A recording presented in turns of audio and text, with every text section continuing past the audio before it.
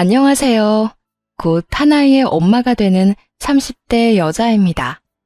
기존의 다른 사연과는 다르게 개념을 상실해버린 시모와 절연한 이야기를 들고 여러분을 찾아뵙게 되었는데요. 도대체 어떤 시댁이었기에 절연까지 하게 된 것인지 분노 유발 가득한 이야기 한번 들어보실래요? 결혼할 때부터, 아니 연애 시절부터 남편은 시모와 정이 있는 것 같진 않았어요. 사별한 시모는 남편을 오롯이 혼자 키운 분이라 각별할 법도 한데 남편은 그러지 않더라고요.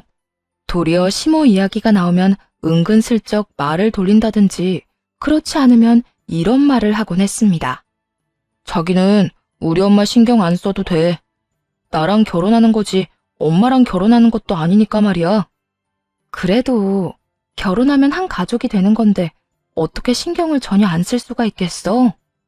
우리 엄마 성격 내가 잘 아는데 자기가 한번 신경 쓰고 잘하기 시작하면 끝도 없이 바랄 사람이야. 그러니까 당신은 우리 엄마한텐 신경 끄고 나하고만 잘 살아주면 돼. 우리 엄마는 내가 알아서 할게. 왜 이런 말을 하는가 의아했는데 굳이 오래 걸릴 것도 없이 상견례 자리에서 딱 알겠더라고요. 시모는 그 자리에서부터 독보적인 존재감을 드러내기 시작했어요.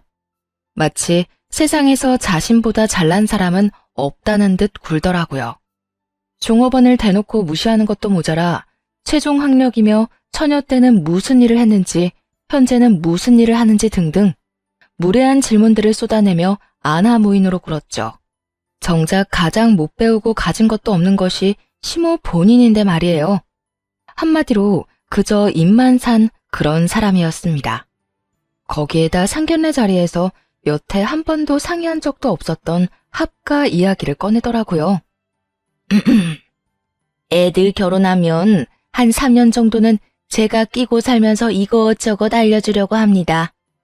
요즘 애들 제대로 된 음식도 하나 못하면서 시집와서는 남의 집 귀한 아들 굶기곤 하던데 난 절대 그 꼴은 못 봅니다.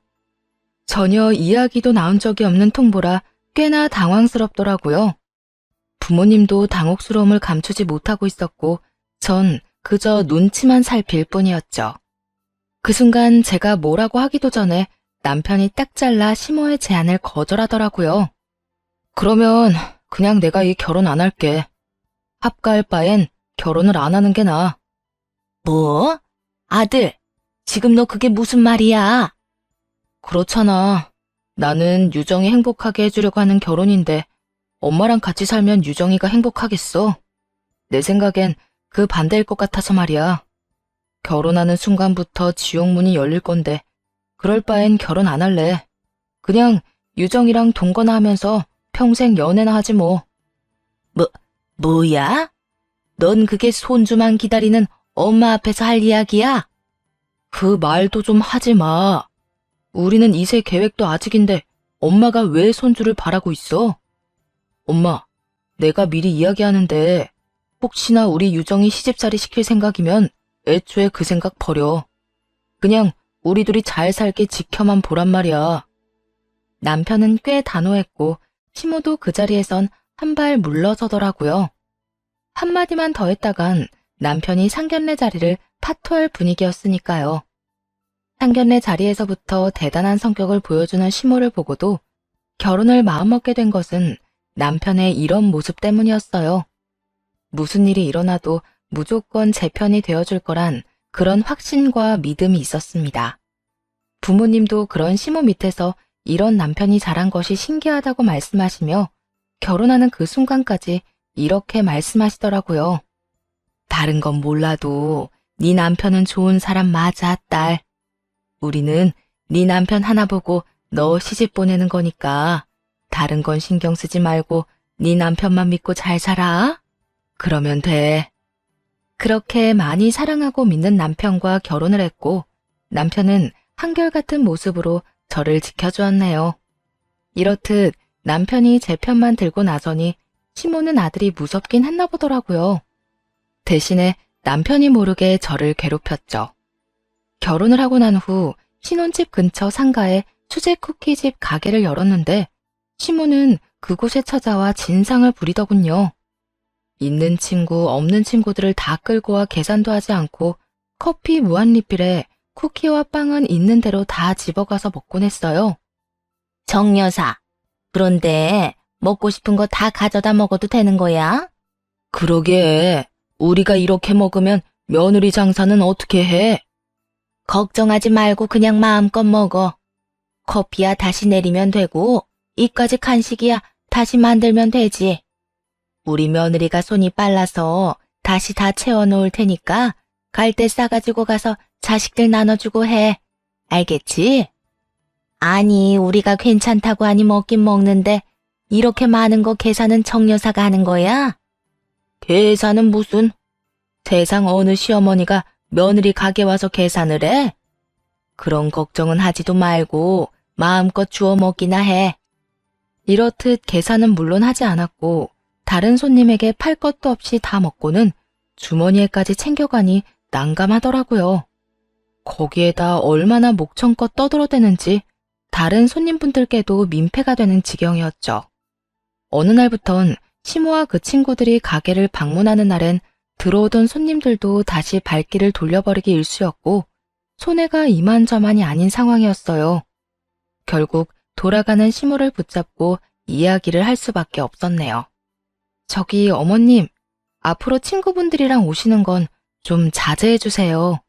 정 오시겠다면 오셔서 조금만 조용히 해주시면 감사하겠습니다. 뭐야? 너 지금 공짜 커피 간식 먹으면서 왜 그렇게 시끄럽게 구냐고 애둘러 이야기하는 거야? 완전히 틀린 말은 아니라서 아니란 말은 못하겠네요. 제가 이때껏 말을 못해서 그렇지 어머님이랑 친구분들 오시면 다른 손님들이 들어오다가도 도로 돌아가요. 그것뿐인 줄 아세요? 묻지도 않고 배달 나갈 쿠키까지 다 쓸어다 가지고 계시잖아요. 저요, 땅 파서 장사하는 거 아니에요. 이렇게 자주 와서 길게는 4시간씩 가게 장사도 못하게 방해하는데 제가 더는 참을 수가 없네요. 네가 참을 수 없으면 어쩔 거야? 여기 내 아들 돈으로 연 가게 아니니? 내 아들 돈 들여 이런 가게 사장 짓이나 하고 있으면서 나한테 그 정도도 못 해준다는 게 말이나 돼? 네가 뭐라고 하든 난 매일같이 친구들이랑 와서 놀 거니까 그런 줄 알아. 시모는 아주 큰 착각을 하고 있더라고요. 그래서 그 착각의 늪에서 시모를 꺼내주며 다신 오지 말라고도 못 박았네요. 이 가게 여는데 남편 돈 하나도 안 들어갔어요. 제가 원래 하던 가게 처분하고 여기로 옮겨온 거라서 돈이 들기는커녕 남았다고요. 그러니까 이상한 권리 내세우지 말고 다신 오지 말아주세요. 지나가시다가 잠시 들려서 커피 한 잔, 쿠키 몇 개 가지고 가시는 건 이해하도록 해볼게요. 웃기지도 않아. 내가 그 말을 믿을 것 같아? 그리고 그 말이 사실이라고 한들 내가 왜 네 말을 들어야 하는 건데? 너 뭔가 크게 잘못 생각하고 있는 것 같은데? 내가 시어머니고 네가 며느리야. 네가 나한테 이래라 저래라 할 자격이 없다. 이 말이라고. 어머님이야말로 잘못 생각하고 있는 것 같은데 제 가게는 제가 왕이에요. 제가 어머님이랑 어머님 친구분들 손님으로 받지 않겠다고 하면 그걸로 끝인 거라고요. 그러니까 또 찾아와서 진상짓 부릴 생각 하지도 마세요. 진상? 너 지금 나한테 진상이라고 했니? 네, 진상이라고 했어요. 어머님, 제가 어머님이랑 어머님 친구분들 때문에 입은 손해가 얼마인 줄이나 아세요? 여기 동네 장사이고 소문이 그만큼 중요한 곳인데 어머님 때문에 자주 오던 단골 손님들도 요즘 잘 오지도 않고 매출 차이가 무시할 만한 상황이 아니라고요. 그래서 배달이라도 보내려고 하니 만든 쿠키는 죄다 챙겨가시는데 장사를 할 수 있겠어요? 저도 저 살려고 이러는 거니까 더는 오지 마세요. 너 나한테 이딴 식으로 굴었다간 크게 후회할 건데 괜찮겠니? 이미 후회를 많이 해서 더할 후회도 없어요. 그러니까 와서 장사 방해나 하지 마세요. 시모는 기분이 많이 상했는지 얼굴을 붉히며 가게를 나가버렸고 가게 앞에서 이야기를 엿듣고 있던 친구분들도 양심은 있었는지 저와 눈도 마주치지 못하고 가버리더군요. 그러게 작작 좀 했다면 저도 이렇게까진 하지 않았을 텐데 먼저 양심도 없이 군이 매몰차게 나갈 수밖에 없는 입장이었죠. 시모는 모욕을 당했다고 생각했는지 화가 많이 난 모양이더라고요. 사리 판별도 못하고 남편에게 다 잃어버렸다고 들었으니까요. 애초에 남편 모르게 저를 괴롭히려 가게를 찾아온 것이면서 말이에요. 본인 스스로 가게를 들락거리며 저를 괴롭힌 걸 다 말했으니 그 결과는 굳이 듣지 않아도 뻔한 일이었죠. 여보, 우리 엄마 가게 찾아갔었다며? 도대체 왜 나한테 말을 안 한 거야? 그런 것까지 말해서 뭐해. 당신도 회사 일로 충분히 힘들잖아. 괜히 신경 쓰이게 하고 싶지 않았어. 혹시 내가 어머님 그렇게 쫓아내버려서 당신 섭섭한 거 아니지? 섭섭하기는. 오늘 엄마가 전화 와서 있었던 일 말하면서 하소연하길래 나도 한 소리 해줬어. 거기가 어디라고 친구들까지 찾아가서 방해를 하냐고 말이야. 내가 진작 알았으면 당신이 그런 말까지 할 필요는 없었을 텐데. 내가 미안해. 당신이 왜 미안해. 그런 일 있다고 말 안 한 건 나야. 당신은 전혀 미안해할 필요도 없어. 당신이랑 어머님은 별개야, 별개. 그래도 내 마음은 그렇지가 않아. 오늘 엄마가 아들 낳아봤자 아무 소용이 없다고 하면서 우는 소리 하는데 그 말에 마음 아프기는커녕 당신 걱정만 되더라고. 오죽했으면 당신이 엄마를 그렇게 내쫓았을까 해서 말이야. 그런 말씀까지 하셨어? 당신이라도 좀 달래주지 그랬어. 달래주기는? 내가 거기서 엄마 편 들면 당신만 더 고달파져. 그래서 안 달래주고 뭐라고 그랬는데? 뭐라고 그러긴. 난 이제 엄마 아들 아니다. 내 마누라 남편이다. 그러니까 내 마누라 가게 가서 괴롭히지 말라고 하곤 끊어버렸지. 뭐? 나도 나지만 당신도 참 대단하다, 대단해. 그렇게 어머님한테 쌓인 게 많아? 그렇기도 하고 당신한테 함부로 하는 것도 싫어. 그리고 초장에 확실하게 해야지. 그렇지 않으면 우리 엄마는 선을 넘고도 남을 사람이야.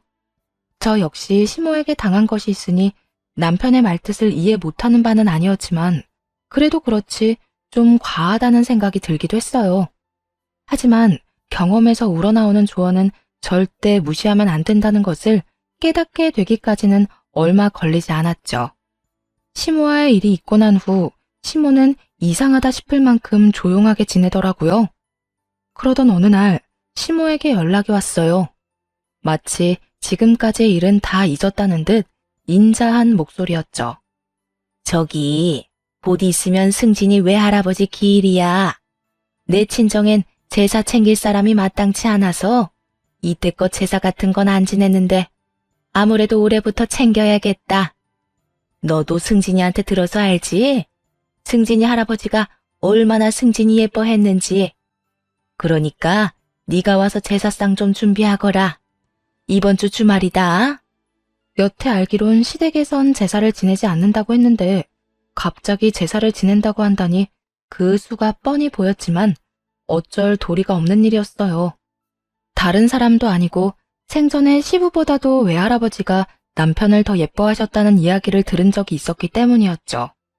주말이 더 바쁘긴 했지만 두말하지 않고 가게 문을 닫기로 했고 남편에겐 일찍 알려봤자 괜히 신경만 쓸 것 같아 당일 시댁으로 향하며 문자만 남겨놓았습니다. 장을 다 봐 시댁으로 가니 시모는 몸이 좋지 않다며 앓는 소리를 내더라고요. 왔니? 그런데 이를 어쩌니? 내가 요 며칠 몸이 안 좋아서 병원도 다녀왔는데 여전히 몸이 많이 안 좋구나. 어쩌면 이렇게 뻔한 거짓말을 할 수가 있는 것인지 속아 넘어가주고 싶어도 힘든 지경이었죠. 하지만 애초에 혼자 다 할 것이라 생각하고 와서 그런지 화가 나지도 않았어요. 아, 그러세요? 그러면 들어가서 쉬세요. 어차피 혼자 할 거라고 생각하고 왔으니까요. 그래? 그러면 혼자 수고 좀 하려무나. 난 좀 쉬어야겠어. 시모는 방으로 들어갔고 방에선 TV 소리와 함께 크고 경쾌한 시모의 웃음소리가 들려오더군요. 화가 나지 않았다고 하면 거짓말이겠지만 그럼에도 좋은 마음으로 음식을 준비하려 애썼습니다. 그렇게 한참 제사 준비를 하고 있으니 화가 잔뜩 난 남편이 들어오더라고요. 시댁으로 들어선 남편은 다짜고짜 화를 내며 시모를 찾기 시작하더군요. 엄마! 엄마! 넌 왔으면 왔지. 왜 이렇게 소리를 질러?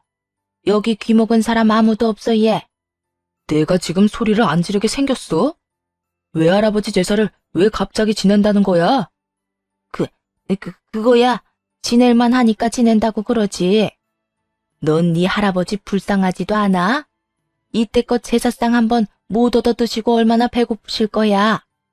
그래, 다 엄마 말이 맞는다고 치자. 그런데 할아버지 길은 가을인데 왜 봄에 제사를 지내냐고. 누가 엄마 속마음 모르는 줄 알아? 집사람 괴롭히려고 일부러 없는 제사까지 만들어서 일 시켜 먹는 거잖아. 남편의 반응이 조금 과한 감이 있다고 했는데 다 이유가 있더라고요. 그렇게 남편을 예뻐했다는 할아버님의 길은 봄이 아니라 가을이었기 때문이었죠. 어차피 들통날 거짓말까지 한 시모의 의도가 뻔하긴 했지만 이렇게까지 저를 괴롭히고 싶은 시모의 심정이 이해가 가지 않았어요. 먼저 잘못한 사람도 시모였고 욕먹을 짓을 하는 것도 시모 본인이란 걸 시모만 빼고는 다 아는 상황이었으니까요. 남편은 쉴 새 없이 시모를 몰아세우고 있었고 시모는 남편의 핀잔에 도리어 큰 소리를 치기 시작하더군요. 우리 아빠 제사 내가 챙기고 싶은 날에 챙기겠다는데 왜 네가 화를 내? 설마 내가 네 마누라 일 시켰다고 지금 이렇게 화를 내는 거니? 이때껏 힘들게 키워준 이 엄마한테? 그래, 나 우리 집사람 없는 일까지 만들어 부려먹어서 이렇게 화내는 거야. 엄마, 제발 뭐든 적당히 상식선에서 좀 해. 그래야 나도 엄마 편을 들어줄지 고민이라도 해보지. 내가 부탁했었지. 괴롭히고 싶으면 하던 대로 나나 괴롭히라고. 이 사람은 그냥 좀 내버려 두라고. 엄마가 원하는 대로 용돈도 주고 생활비도 주고 다 주는데 왜 이렇게 이 사람을 못 잡아먹어서 안달이야? 내가 원하는 대로 언제 다 해줬다고 이러니?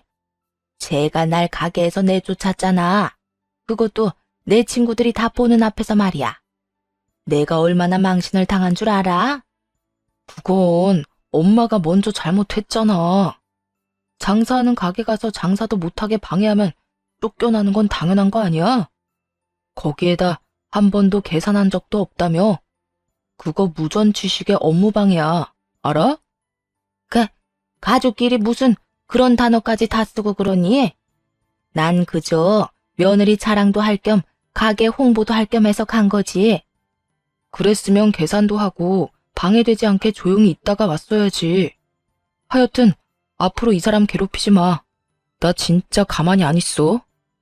남편은 한바탕 호통을 치더니 제 손을 꼭 잡고 시댁을 나오더군요. 오는 내내 미안하다고 사과하는 남편을 보며 많은 생각이 들었어요. 생각보다 남편이 힘든 시절을 보냈을 수도 있겠다. 그리고 지금도 힘든 시간을 보내고 있을 수도 있겠다. 내가 좀 더 이 사람을 안아줘야겠다는 생각 말이에요. 미안하다며 고개를 푹 숙이고 있는 남편을 꼭 안아주었고 좀 더 현명하게 대처하겠노라 다짐했습니다. 그리고 그 다음날 시모에게서 연락이 오더군요. 남편이 출근하고 없고 가게에서 저 혼자 있는 시간에 맞춰 전화를 한 것이었죠.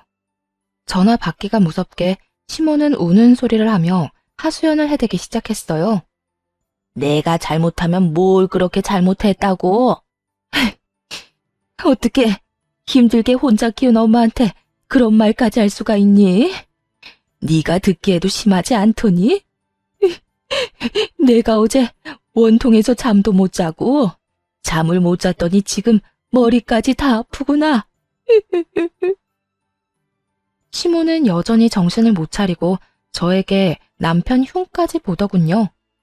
자신이 한 짓은 생각지도 않고 피해자인 척하는 시모에게 참을 수 없는 화가 났죠. 아마 전날 본 남편의 모습도 떠올라서 복합적인 감정이 들었던 것 같아요. 그래서 앞으로 이런 이야기는 하지도 못하게 냉정하게 대하기로 했습니다. 저한테 울면서 이런 이야기하면 제가 어머님 편이라도 들어줄 거라 생각했어요. 전 어머님이 이러면 이럴수록 안쓰럽거나 불쌍하기는커녕 반감만 들어요. 너 내가 짐작은 하고 있었지만 온정이라곤 눈꼽만큼도 없는 애구나. 어른이 이렇게 우는데 어떻게 괜찮냐는 말 한마디를 안 하니? 어머님이 저한테 어떻게 했는지 먼저 생각해 보세요. 제 입에서 괜찮냐는 말이 나올 수 있는 상황인지. 전 진짜 이해가 안 되는 게 어머님은 왜 어머님이 한 행동은 전혀 생각하지도 않고 남 탓만 하시는 거예요? 새까맣게 잊은 거예요? 아니면 전혀 잘못했다고 생각하지 않는 건가요? 어느 쪽이든 둘 다 문제가 많다는 건 확실하네요. 너 지금 내 잘잘못이나 따지자고 내 전화 받았니? 이때까진 이런 말 못해서 어떻게 참았니? 이렇게 보물 터지듯이 불만이 터져 나오는데. 저도 이렇게까지 이야기할 생각 없었는데 어머님이 이러시는 거 보니 저절로 이런 말이 나오네요. 그러니까 다신 이런 용건으로 연락해서 괜히 사람 괴롭히지 마세요. 어머님이 아무리 울면서 하소연해도 이런 문제는 어머님 편들어줄 생각 전혀 없으니까요. 그래? 네가 정 그렇게 생각한다면 내가 연락은 하지 않으마. 그러면 되지? 네, 이런 연락은 앞으로 받고 싶지 않네요. 그래, 네 뜻대로 해줄 테니 후회나 하지 말거라. 할 말도 다 했고 시모에게 대답도 들었는데 불안했어요. 시모의 후회라는 말 뒤엔 항상 생각지도 못한 일들이 벌어졌기 때문이었죠. 아니나 다를까 거짓말처럼 이상한 일들이 벌어지기 시작했습니다. 어느 날부터인가 가게 앞에 유난히 쓰레기가 많아지고 개똥도 여기저기 많더라고요. 처음엔 초등학교도 있고 아파트 단지 바로 앞이니 산책하는 애완견들이 많구나 하고 생각했어요. 갑작스럽게 생겨난 쓰레기와 오물에도 대수롭지 않게 생각했던 것이죠. 그래서 가게 앞에 대형 쓰레기통과 오물을 담아갈 작은 봉지를 준비해 놓았는데도 점점 더 쓰레기와 오물의 양은 많아지기만 하더라고요. 아침 저녁으로 가게 앞을 깨끗이 쓸곤 하는데 이상했습니다. 그래서 가게 앞을 비추고 있던 CCTV를 살펴보기로 했죠. 그리고 각종 쓰레기와 시댁에서 키우고 있던 강아지의 똥을 모아 가게 앞에 뿌리는 시모의 모습을 발견하게 되었어요. 사이는 그렇게 망가졌어도 마지막 효는 다하자는 마음으로 용돈은 잊지 않고 드리고 있었는데 저딴 짓을 하며 제가 피땀 흘려 번 돈을 받아가고 있었다고 생각하니 피가 거꾸로 치솟더라고요. 쓰레기야, 좀 더 일찍 일어나서 치우면 그만이었지만 오물 냄새는 물로 씻어내도 그 특유의 냄새가 풍겨 매출에 손해를 입힐 수밖에 없었기도 하고요. 그 무엇보다 제가 아주 많이 화가 나 있다는 것이 가장 중요했죠. 그래서 곧바로 시모의 용돈을 끊었네요. 이토록 제가 망하기를 바라는 사람에게 더는 제 돈을 주고 싶지 않은 마음도 있긴 했지만 이 일을 해결하기 위해선 시모에게 연락을 해서 오라가라 해야 할 텐데 전화도 걸고 싶지 않았거든요.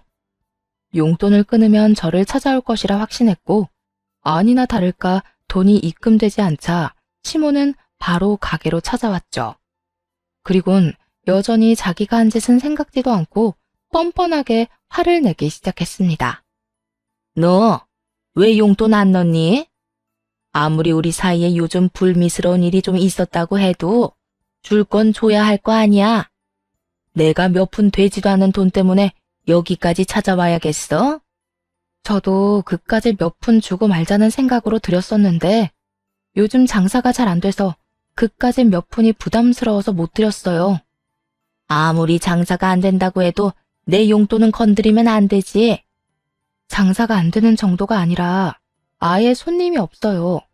아니, 누가 가게 앞에 쓰레기를 버리고 가는 것도 모자라서 강아지 오물까지 버리고 간 거 있죠? 쓰레기야 치우면 되지만 오물 그 특유의 냄새 때문에 손님 발길이 뚝 끊겼어요. 이러다 월세도 못 내게 생겼다고요. 이런 상황인데 어머님 용돈을 어떻게 드리겠어요? 시모의 표정에선 계획대로 저의 일을 망쳐놨다는 기쁨과 그 때문에 용돈이 끊겨버렸다는 분노 등 여러 가지 감정이 보이더라고요. 가게를 망쳐놓은 생각만 했지 그게 용돈에 영향을 끼칠 거란 생각은 전혀 하지 못했던 것이었죠. 그래서 앞으로도 못 준다 이 뜻이니? 그러면 내 생활은 어떻게 하고? 남편도 생활비 정도는 드리잖아요. 우선 그걸로 생활 좀 하세요. 그리고 저도 범인 잡히는 대로 그 손해배상금 받아서 드릴게요. 범인? 손해배상? 네, 범인이 CCTV가 있다는 사실은 전혀 인지를 못한 모양이더라고요. 아니면 보긴 봤는데 가짜라고 생각했나? 하여튼 아직 저도 확인은 안 해봤는데 경찰에 신고는 하려고요. 이거 영업방해죄라서 손해배상금 물을 수 있을 텐데 그 돈 받아서 용돈 드릴게요. 아, 어머님 계실 때 신고해야겠어요. 이상하게 지은 죄도 없는데 경찰분들 오면 긴장부터 돼서 아직 신고를 못하고 있었거든요. 지금 바로 해야겠다. 시모의 얼굴은 점점 더 사색이 되어갔고 휴대전화를 꺼내 112를 누르기 시작하자 다급하게 막더라고요. 그리곤 갑자기 고해성사를 하기 시작했죠. 그럴 필요 없다. 내가 그랬으니까. 어머님이요? 도대체 왜요? 그게 그냥 네가 미워서 그랬어. 네가 시집 오기 전까지는 내 아들이 나한테 이런 적이 단 한 번도 없었는데 내 아들이랑 이렇게 된 게 전부 네 탓이잖니. 거기에다 네가 날 그렇게 무시하니 내가 화가 나지 않았겠어? 그래서 그랬다. 그러게 누가 그렇게 버릇없게 연락도 하지 말란 말 하라고 했니? 내가 분명 후회할 거라고 했는데도 넌 끝까지 나한테 사과 한마디 하지 않았으니 이런 결과는 당연한 거야. 시모는 자신이 저지른 모든 일들을 제 탓으로 돌리며 할 만한 일을 했다고 자부하고 있더군요. 차라리 그때라도 미안하다고 화가 나서 그랬다며 용서를 구했다면 저도 그쯤에서 그만했을 텐데요.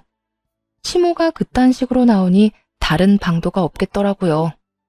그건 어머님이 먼저 저를 괴롭혔기 때문에 그런 일들이 벌어진 거예요.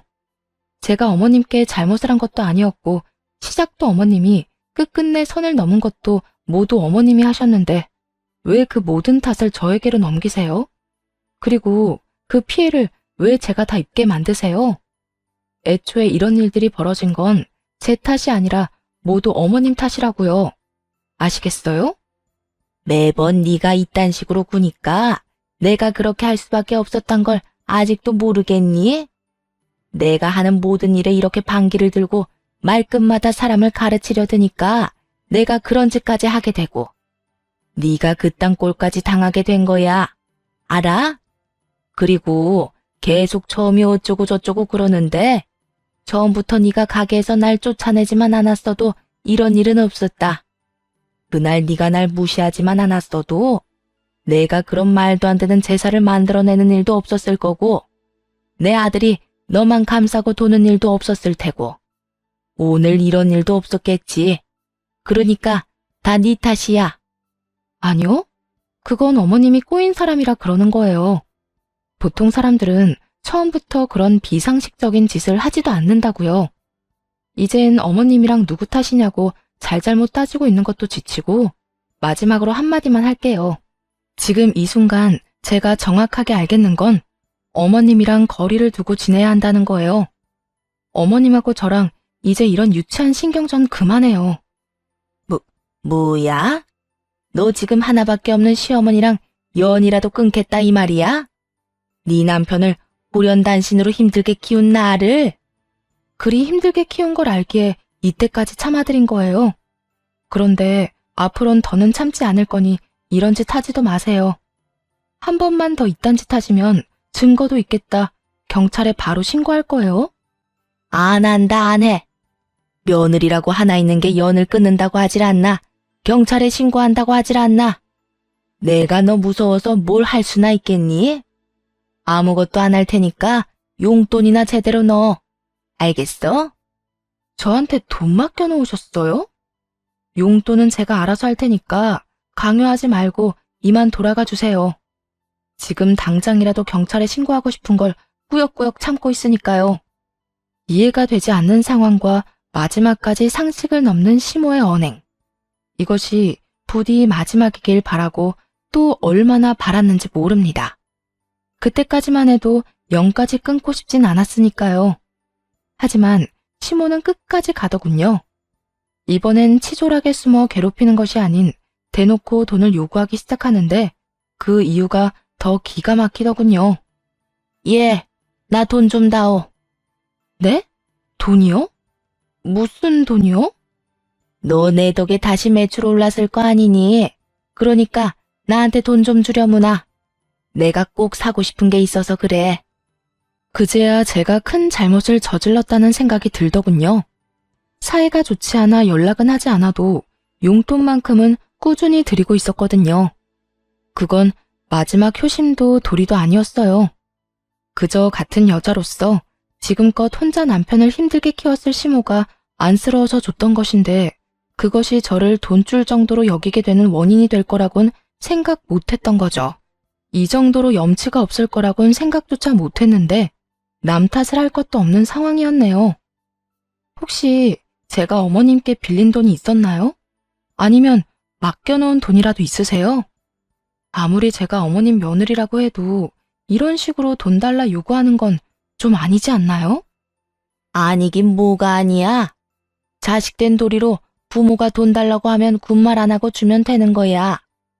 도대체 뭘 사려고 이러는 건데요? 말이나 좀 들어볼게요. 그게 가방 사려고 그런다. 너도 알지? 에르 땡땡. 뭐라고요? 그 가방이 얼마인 줄은 알고 그러세요? 알지. 내가 그저께 백화점 가서 다 알아보고 왔어. 너도 알지? 희자. 글쎄 이번에 희자가 며느리한테 명품 가방을 받았다고 하더구나. 어찌나 자랑질을 하는지. 누군 며느리가 없나 얼마나 눈꼴 시렸는지 아니? 그래서 나도 하나 사려고. 희자랑 똑같은 급 사는 건 말도 안 되고 그보다 더 비싼 걸 사야 하지 않겠니? 너 귀찮게 같이 갈 필요도 없고 그냥 돈만 주면 된다. 그 순간 며느리에게 명품 가방을 받았다는 그 친구분의 이야기를 하던 시모의 말이 떠올랐어요. 그 친구분은 아들 집으로 오가며 육아는 물론이고 살림까지 다 살펴주고 있다며 자기는 그렇게는 못한다고 엄포를 놓았던 것이 말입니다. 희자도 멍청하지 않니? 이 나이 먹고 그게 무슨 생고생이야? 며느리한테 다 하라고 하면 되지. 굳이 아들내 오가면서 애 봐주고 살림 살아주고. 그런다고 자식들이 부모 고생하는 걸 알아줄 것 같니? 그러다 몸이라도 아파봐라. 그대로 버림받는 거야. 아픈 순간 요양원 신세나 지게 될 거라고. 하여튼 난 너희 애 낳는다고 해도 절대 봐줄 생각 따윈 없으니 너희가 알아서 낳고 알아서 키워. 알겠니?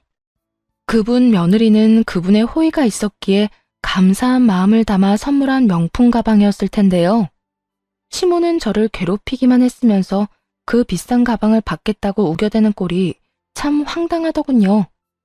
그나마 남아있던 안쓰러운 마음도 송두리째 사라지는 순간이었네요. 어머님, 전 그런 돈 없어요. 아니, 있다고 해도 그딴 곳에 쓰라고 줄 생각은 전혀 없어요. 뭐야? 그러면 나보고 그 옆에 내 명품 가방 들고 다니는 꼴을 그냥 구경만 하란 이 뜻이야? 그 친구분은 며느리한테 워낙 잘하셨나 보죠. 그때 말하는 거 들어보니 힘든 며느리 도와주느라 날마다 아들 집에 가서 아이도 돌봐주고 집안일도 해주고 했다면서요. 그 친구분은 그렇게 도움이라도 주셨지. 어머님은 저한테 어떻게 하셨어요? 어떻게 해서든 괴롭히려고만 하고 가게 망하라고 쓰레기 투척이나 하고. 어머님 같으면 어머님한테 그런 큰 돈을 내놓고 싶겠어요?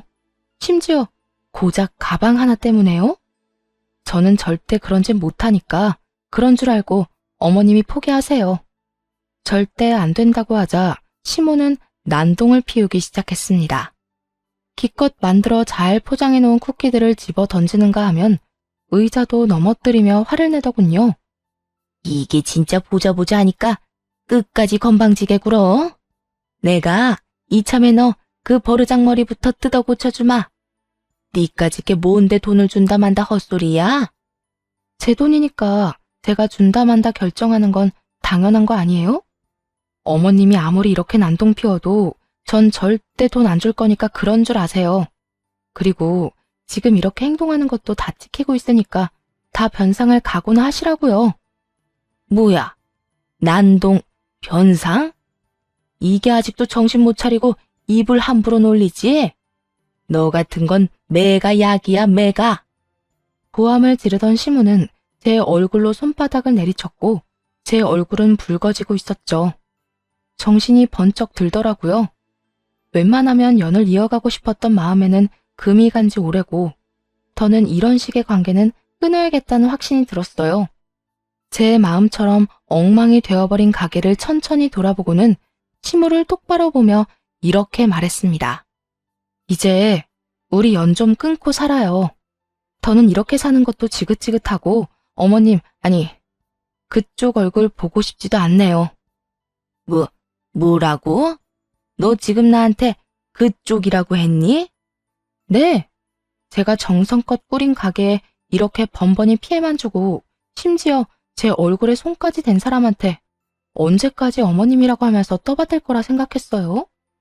이젠 저한테 그쪽은 아무것도 아니에요. 그저 제발 안 보고 살았으면 하는 그런 사람일 뿐이라고요.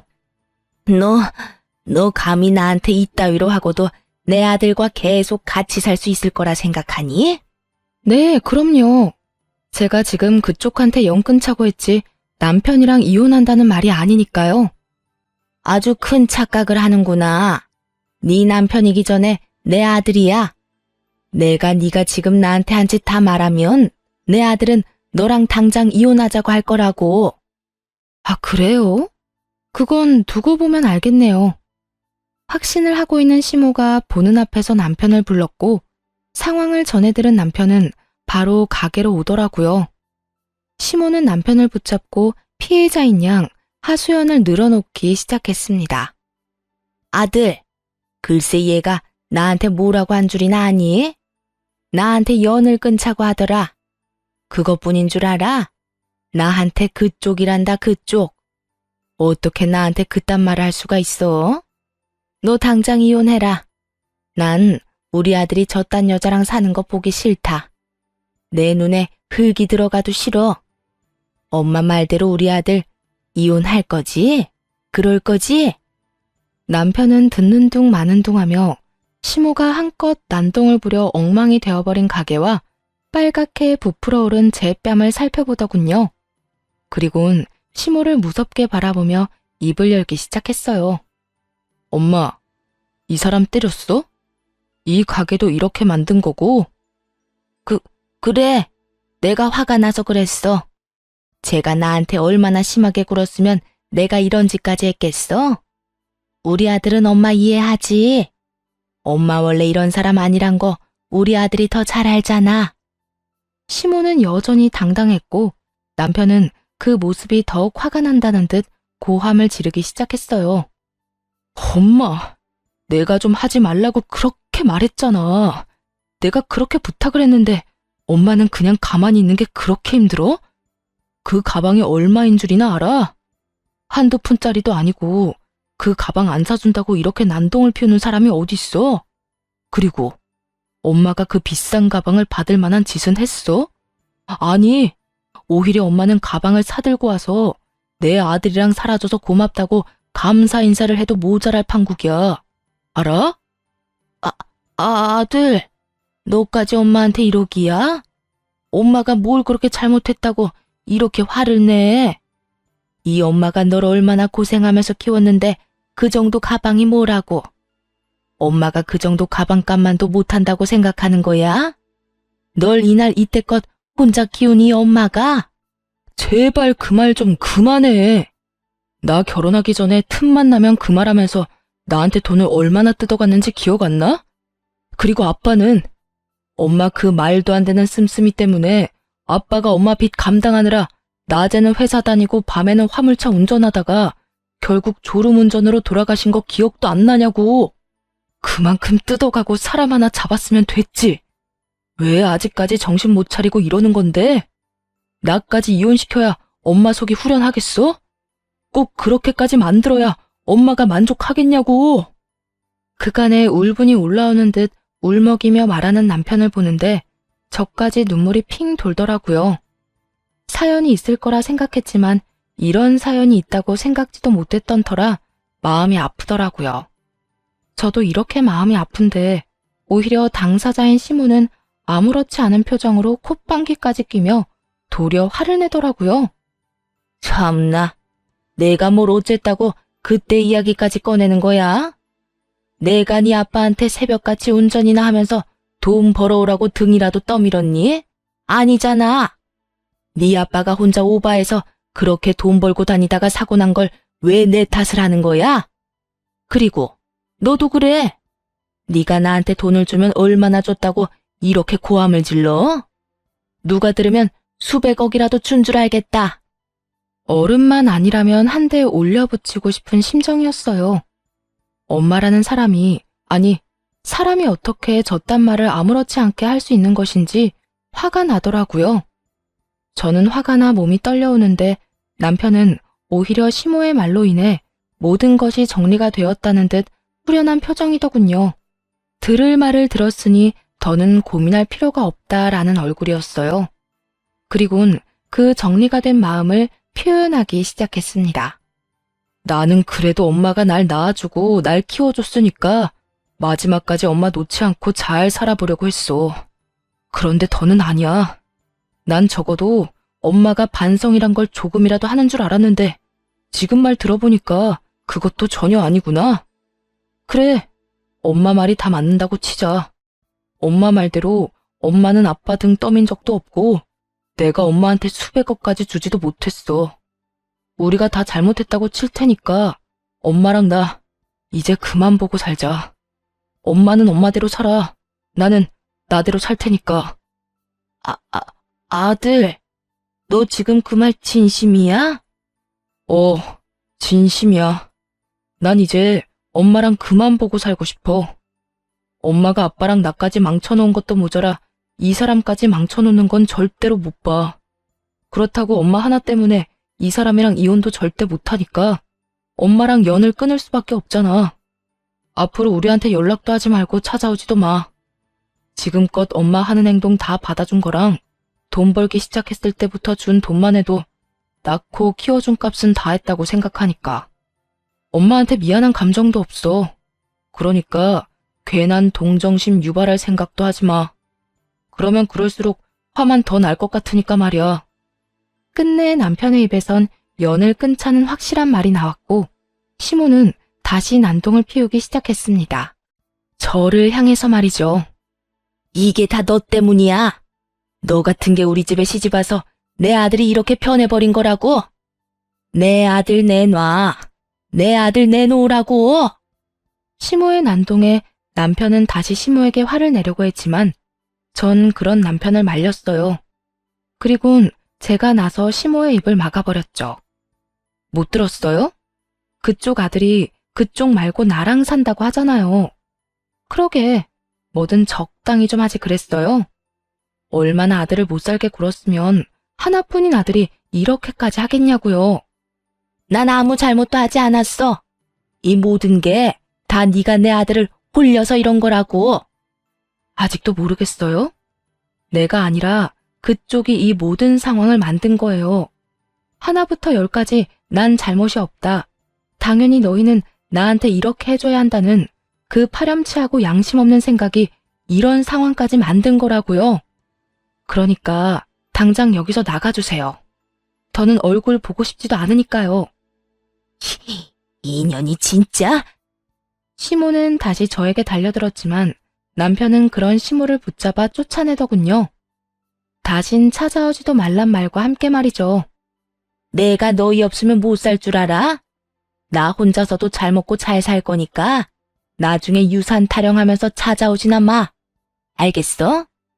시모는 쫓겨나면서도 악다구니를 썼고 그 후 저흰 집도 옮겨버리고 가게도 옮겼습니다. 전화번호는 차단을 했고 시모도 더는 찾아오지 않더군요. 그리고 들어오는 이야기엔 시모는 하나 남은 시댁을 팔아 잘 먹고 잘 살고 있다고 하더군요. 몇 푼 안 되는 돈을 믿고 갖은 사치란 사치는 다 하고 그나마 남아있던 주변 사람들을 무시하는 것도 모자라 막말을 해대 남은 사람도 없다고 하고요.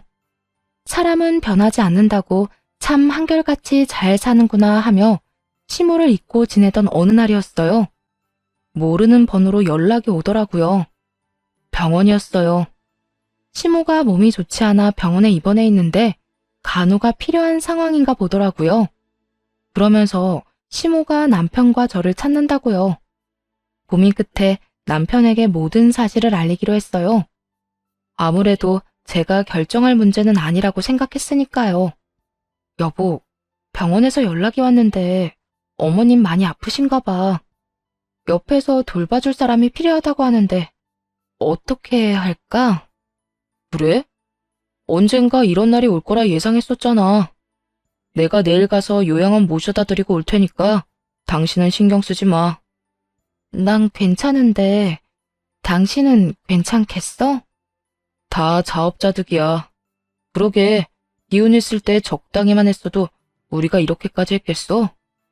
나도 나지만 당신 괴롭힌 것만 생각하면 아직도 화나.